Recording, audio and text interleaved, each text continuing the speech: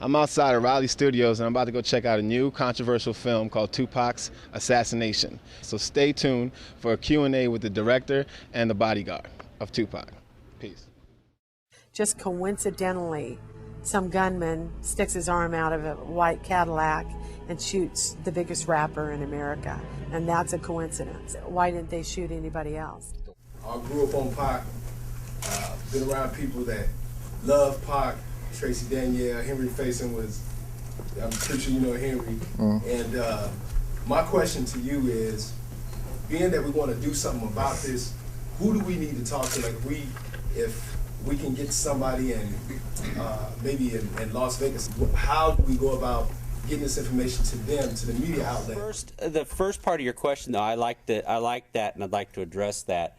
You know, you said, you know, what are the next steps? What happens now? And I think that's really going to be the burning question, or at least we hope that's the burning question on everybody's mind. What now? How you doing? Great project, by the way. Tim Hunter from Music News Weekly. Question for you is pretty much two-part. Have you heard or even tried to reach out to the main characters that look like the villains, like Suge and Reggie Wright? Like, or if so, what do they have to say about things like, if they feel that they're innocent, do they think that you guys are betraying them as, you know, people who used to work with them? We personally haven't tried to reach out to them. I believe my publicist can answer that question because there was a phone call made. What we would like to do, one of the problems that happened out in Las Vegas was that there was a lot of mistrust with local law enforcement in Los Angeles, particularly Compton PD. Right. You've got Reggie Wright employing Compton police officers working death row. Vegas was not sure who to trust, not sure whose team people were on. We've been able to bridge that gap here in LA, and I'm hoping that maybe through Frank or some type of networking setup, we can take leads, take clues that you might have, and share them with Las Vegas, but also use that information here in Los Angeles. Obviously, this is where death row is based. Secondly, one of the problems here is there's a lot of reference going on to the FBI or the feds, but you got to remember that this is not a federal investigation.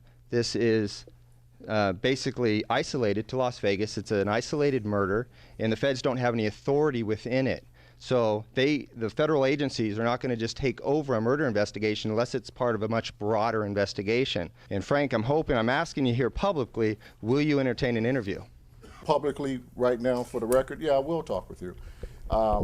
Kevin Hackey just walked up here, who was my replacement. He was the backup bodyguard to Tupac. He obviously has something he wanted to say. I'll interject what you're saying. First of all, I'm a retired police officer. I was the undercover agent for the FBI for 4 years for Death Row Records in regards to racketeering investigation. The Federal Bureau of Investigations did take over the investigation approximately about 20 minutes after Tupac was shot, which is a matter of public record. There's even on record, which is on the 9th, that the Las Vegas Metropolitan Police attempted to detain me. An agent by the name of Dan McMullen, who was my supervisor, contacted the Metropolitan Police Department at about 9 o'clock on September 9th. There was a whole slew of people in front of the hospital. Metropolitan Police car pulled out. I was the only guy, I arrived in Vegas that morning, that went to the police station, identified myself. I was given authorization to carry a firearm, which I still do have all the paperwork. Obviously, that came from higher up beyond Las Vegas Police. My supervisor was Dan McMullen, the FBI Wilshire office. Dan is, I believe, now in Seattle, which you can verify. John Ciccione, the ATF agent, was also my supervisor. My job, as I said, was to infiltrate death row for racketeering violations. There was another officer from Long Beach PD who worked undercover. Subsequently, Reggie Wright was my partner. I've known Reggie for many years. Based upon that, that's why I was called in to do this investigation. Okay, but what you basically just said, the FBI did take over the case, and obviously, as most of you do know, there is no statute of limitations on murder. Sooner or later, there will be an arrest. And I was aware of all that. I didn't want to front you off. Okay. But nonetheless, you do have to understand, the FBI does not have jurisdiction over a singular murder. Okay, I'm explaining this to you so you know. Okay, they were looking at something much broader. Let me correct you on one thing, okay? Tupac Shakur was a suspect in a racketeering investigation. There's the key word. So at that point in time, it became federal jurisdiction. Okay, you clarified that that's the key word. Timeout, sports fans. Greg, there is some information that we want to make available from the movie. Frank was not privy to a lot of the interviews, and a lot of the information were done without his involvement. He wasn't present for some of the interviews. So I can say that there was some information that maybe he even saw later on after your call, because I was aware that you did call. Also, I think there was a little bit of confusion at the time because the information was regarding the Christopher Wallace investigation, and we weren't really sure that anything that we had would be directly relevant, and that was more of a judgment call. So if whatever we can do to reach out, we want to, because as you said, we'd all like to see this thing come to a head, really. Granted. Really. Yeah. Well, I appreciate that. Thank you. No problem, sure. Sure, go ahead. Yeah, I had a question, and I'm not sure that you can answer it. It seems like you may have an opinion on it, though. First of all, my name is Jerry Davis. I'm a 25-year veteran of the music industry, and I heard very little reference to Christopher Wallace, Biggie Smalls, and I'd just like to know what your thoughts are as far as his death, and if there's any relationship or non-relationship between the murder of Tupac. With the detective here in the house, there is an ongoing murder investigation. My personal belief, yes, there is a correlation between the two. Basically, just let's just say threw off the trail. The Compton killings that occurred thereafter, after Tupac was shot, was just a diversion to make general public, law enforcement believe it was a blood crip thing. When indeed, I mean, it was all orchestrated. When we did this project, one of the things that was really important, and the reason that we just didn't really touch on it, is because this whole investigation's it's an 8-headed snake. And you really have to stay focused because you can go in so many different directions. And as everybody knows, the whole Biggie investigation, that's a whole ball of wax all by itself. And it's got its own legends. It's got its own rumors. It's got its own ways of thinking. But we really wanted to stay focused on Pac because that was what this picture was called, and that's what we were talking about. He said, why didn't he ever go to anybody and say something to him? Even though they never came and said anything to him. Why didn't he go? He had all this information. Why didn't he go to Las Vegas police and say, you guys need to know this information, whether they called him or not? Because he said nobody ever called him. Why didn't he call them? We're actually doing a book that's going to be tied in with the movie, and it has a lot more detail than what you saw. But you guys didn't want to know that when you were interviewing him? Well, yeah, we did actually, and like I said, there was a lot that obviously wasn't in the movie. But you have to understand that the reason that Michael Moore said that he didn't come forward is because nobody asked him. Everybody heard this recent discussion in the media. I think it was 60 Minutes, where they were talking about snitches and snitching out and this type of thing. And that was it Cameron, I think it was. Cameron said that. Snitches. Yeah, well, the thing is that I think that there's some sort of exception to the rule when you're not, if you're a snitch, if you come forward on your own and you just speak up, you're a snitch. But if somebody asks you and you're in a position where you're not going to lie about it, somehow there's an out there. My question is, do you guys believe his story? Well, I wouldn't have put it in the movie if I didn't believe it. So you believe it, but you didn't think it was relevant to find out why he had this story. He knew all these things, and he never went to anybody. He never went to a police officer. He never went to anybody and said, "This is information that everybody should know because they got it," and he said it. I can tell you this much. I believe after this movie comes out, you're going to see dozens of people that are going to come out of the woodwork. That was what we started to find out, was the more people that we talked to, the more people started to have information that would have never have said anything. It's almost like when you go to a dance and nobody wants to dance, and then the first two people get out on the floor and all of a sudden everybody starts dancing. That's really what it comes down to. My name is Mr. Fab. I'm a local artist from the Bay Area who flew in just to see this. Thank you for coming. Tupac means so much to us where I'm from in the Bay Area. Like the significance of his meaning is meaningful to him. Do you guys feel that through this movie, like, not only will the legacy continue to live on, but do you feel that there will be a lot of people who will be able to sleep happy now? Well, I don't know if people will be able to sleep happier, but they'll have more information. There will be some information that has come out that people never knew of, and that's mainly what the the picture is about. We're releasing this information showing that this investigation from Las Vegas, they missed some people. Are you afraid of your life now? Fear and faith cannot live in the same place, and I'm a man of God, and I have no fear. I have no fear. My name is Shari Henry. I am a very, very dear friend of Tupac's and the Shakur family. First, want to commend you brothers for the film. It was done very excellently because I've been very close to the family and close to friends in the industry. I'm also a 20-year music exec myself, still currently in the music business.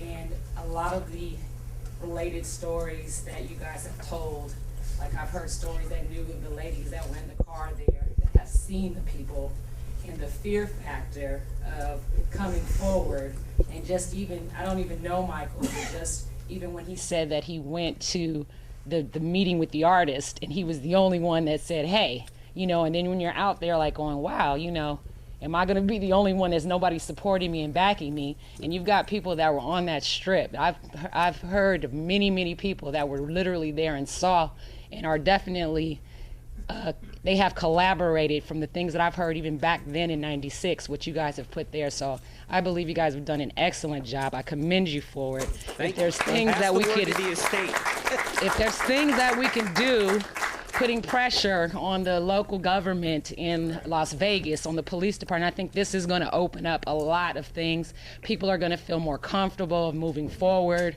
I hope that justice is done because I loved him dearly, dearly, dearly. Well, we're You've glad seen the you came. resurrection. Thank you. I was in the movie, so was my mother, everybody else, and I just thank you from the bottom of my heart, from the Shakur family, my family alone. We love you guys. Thank you so much. Hi, I just have a quick question. My name is Ahmad Childress. I'm from Crave Online. Why now? Why did you choose now to do the film, and why did you choose to reopen this matter at this time? A little background. When we first started the project, it wasn't supposed to be like this.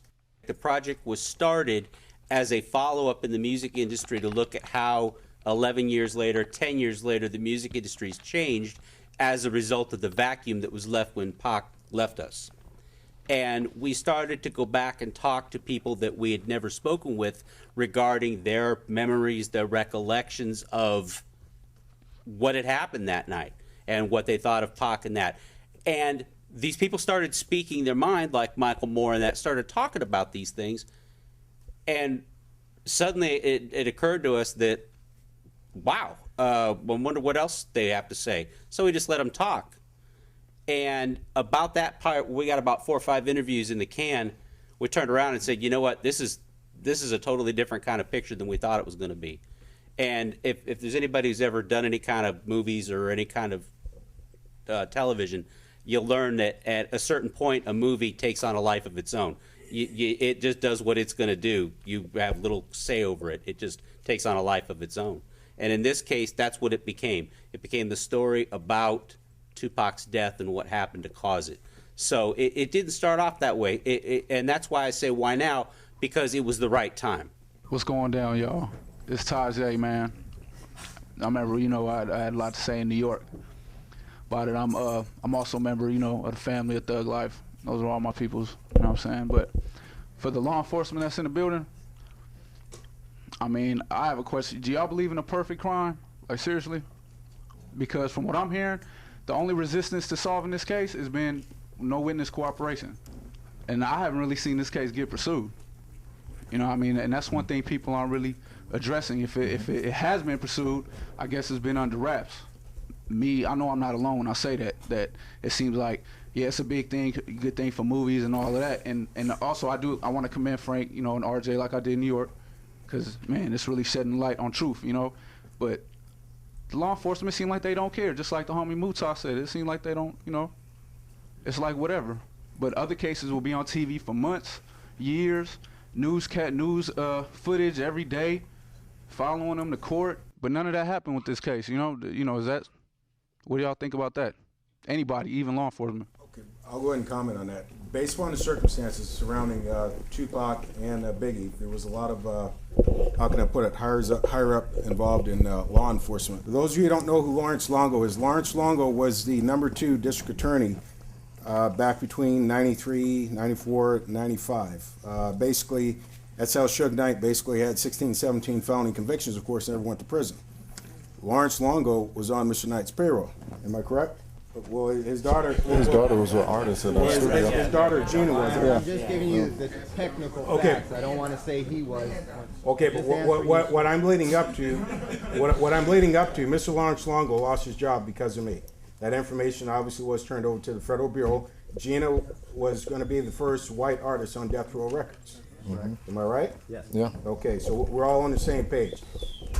As I said before, to answer your question, eventually there will be an arrest regarding Mr. Shakur, and I bet we can say Mr. Wallace. Am I right, sir?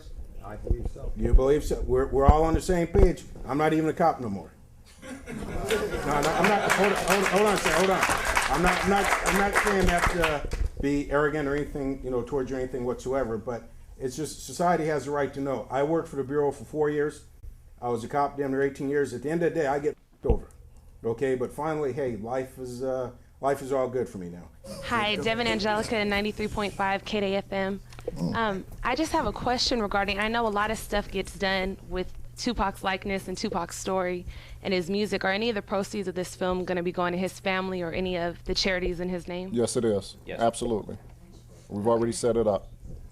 Thank you. My name is Alexis Patterson, and my question is, has Miss Afeni Shakur been able to view this? And if so, can you give us her take on how she felt about it? No, Afeni has not seen this film as far as we know, but her attorneys have. The estate attorneys have seen it, and we have their blessings on the project. Yeah. Thank you. Yeah, we wanted to make sure that we weren't doing anything there. Thank you. Hi, my name is Chan, and I was just wondering, who do you guys feel killed Tupac? Great question. Man, we didn't spell it out enough in the movie.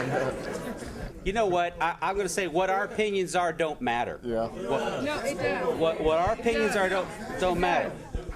What And we welcome your matters? opinion. What matters? Who did it? Let's go, Frank. We need to know. Let's go, Frank. It's just an opinion. Put it out there. On camera. Straight to YouTube. Straight to YouTube. Next question.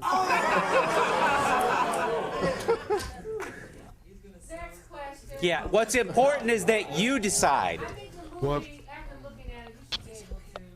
I think it's important that you be the judge. You be the judge. I think when people still asking the question of who shot him, that means that maybe the movie should continue.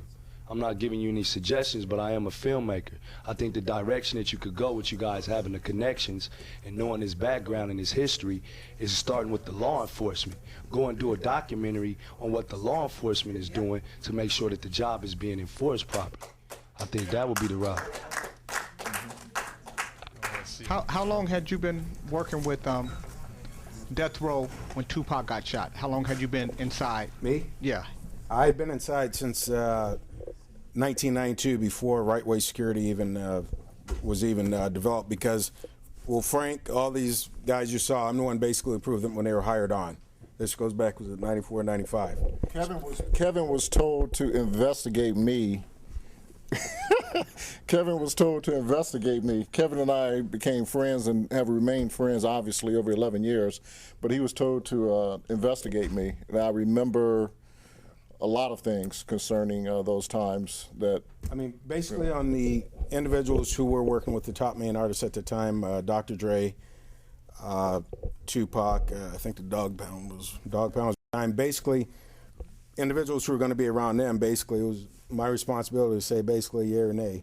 As I said, at that time, Reggie, when we started working for Death Row Suge at the time, Reggie still was a police officer. Who hired you, and how did you get, who interviewed you for the job? Well, I was never interviewed. Reggie and I used to be partners. Yeah, Reggie and you were partners, but so you got hired on before Reggie, right? No. Reggie basically brought me in. Brought you in. Okay, so, and Reggie wasn't part of the undercover investigation. He didn't even know. Go ahead. No, he didn't. Okay, I have a question for you, Frank. The night of the murder, you said the movie said you were in the car with the outlaws behind Pop. I'm sorry. I And thought they you made a wanted- left-hand turn. Suge and Tupac made a left-hand turn, right? A U-turn. Correct. How come your car didn't follow? I did. I ran back to the car and followed Tupac No, and but I'm Suge. talking about the car. How come the car you were driving didn't make the U-turn along with them? She may follow the Cadillac. Right, why did you follow? The car behind me followed the Cadillac. My responsibility was to stay with Tupac, period. And to go even further into that, I was not driving my car. I was driving the car that Tupac had driven to Las Vegas, which was Kadada Jones's car. It had no gas in it. There was no gas in the car. The light was on and it was past E. I don't even know how the car kept driving. Okay, to comment on that, I'm sure a detective can verify this. It doesn't matter now. It's 10 years old. Buntree and Neckbone, Alton McDonald and Roger St. Clair did follow the Cadillac. That was the car behind me. Okay, they did follow the Cadillac. Right.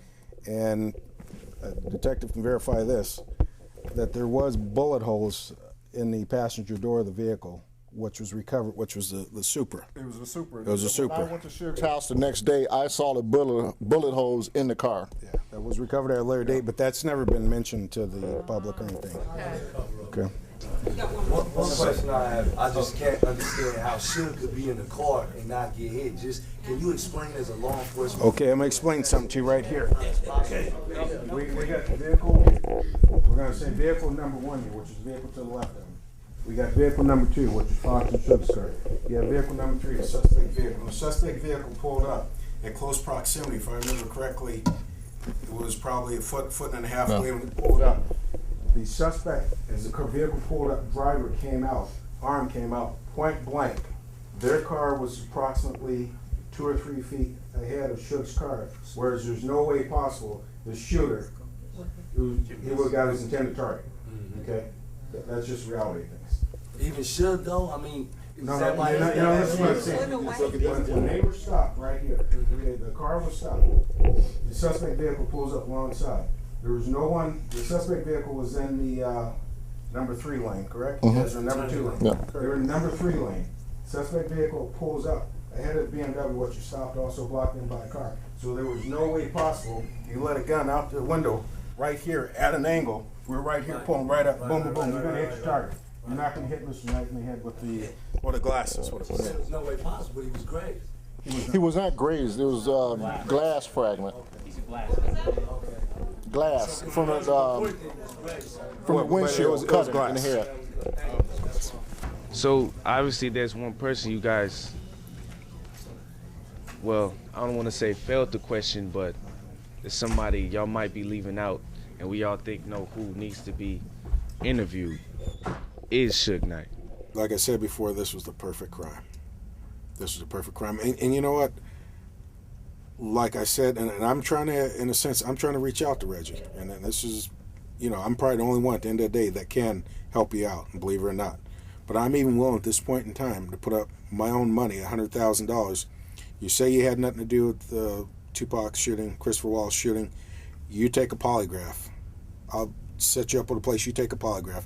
And if you had nothing to do with it, my God, it'll be on the 6 o'clock news. I will give you $100,000.